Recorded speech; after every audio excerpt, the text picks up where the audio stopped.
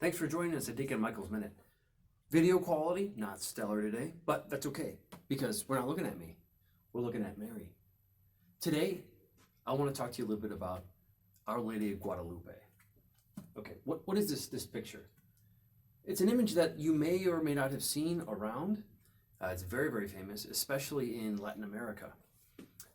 Basically what it is Our Lady gave Juan Diego, Saint Juan Diego, one of the most beautiful and one of the most treasured apparitions that she's ever given to the world.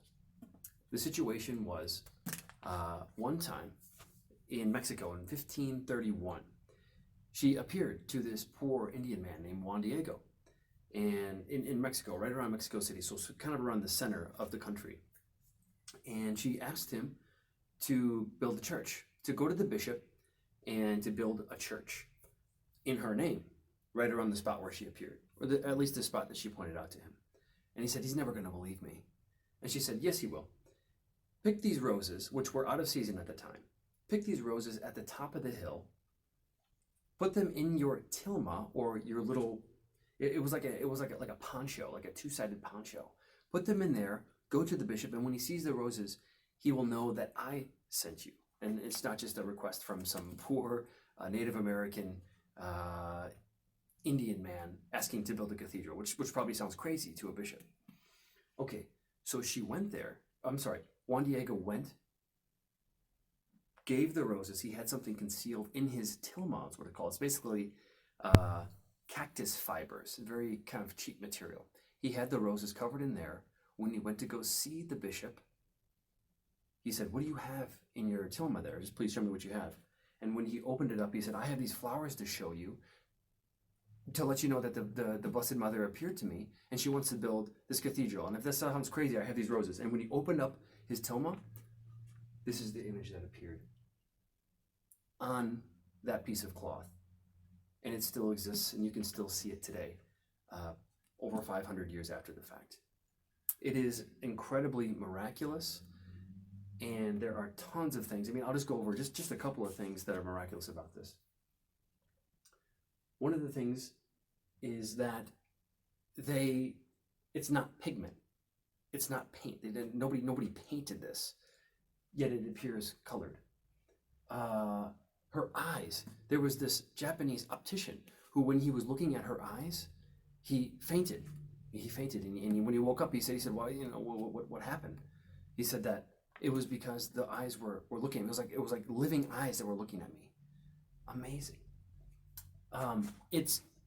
Someone thought it was a hoax, and so they tried to destroy it. So what they made a duplicate one of this. They said, nah, this isn't really something that is actually real. And so they made a different one, and it was starting to deteriorate in a couple of years. It shows her in front of a sun, so you see the rays here, and it also shows her standing on top of a moon. And this has biblical implications, and I'll read you a little bit from the book of Revelation. This is from chapter 12. This is the last book of the Bible. It says, a great sign appeared in the sky, a woman, clearly a woman, clothed with the sun, with the moon under her feet. Okay, all right. And on her head a crown of 12 stars. Now, another amazing fact about this starry mantle that she has here is that it's the same constellation that was in the sky the night of the apparition. And if you were to complete this, so there aren't stars around her face or around anywhere around here, but if you were to complete the constellation, if they were to appear somewhere over her face, it would be a crown. It would be the constellation Corona Borealis that appeared that night, this very night that she had this apparition to Juan Diego. She would have a crown on her head. And it says in the book of Revelation that a woman with wearing a crown. Amazing, amazing. One of the most comforting things that she said to Juan Diego, his uncle was sick. And he was actually trying to go around the hill where she was appearing to him, because he was trying to avoid this beautiful lady, because he had to get to his uncle who was sick. And she said, where are you going? Where are you off to? And he said, I know my uncle's sick, and so I got to attend to him today. I know, I'd love to talk to you, Mary. I mean, could you imagine that if someone was saying Mary? And he said, nah, well, anyway. But he said, I got to go see my uncle. I got to visit him because he's sick. She said, here's what she said to him. She gave him some words of comfort, which I also want to give to you today. She said, listen and put into your heart my youngest and dearest son. She's speaking these words to Juan Diego. That the thing that frightens you, the thing that afflicts you, is nothing. Do not let it disturb you. Am I not here? I who am your mother? Am I not here?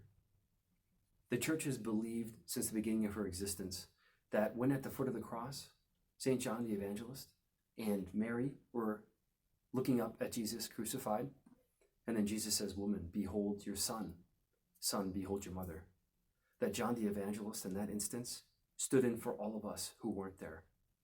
And Mary, being the mother of God, the mother of the creator of the heavens and the earth, Jesus Christ, is now our surrogate mother in heaven. And she's the best mother that we can ever have. Am I not here, I who am your mother?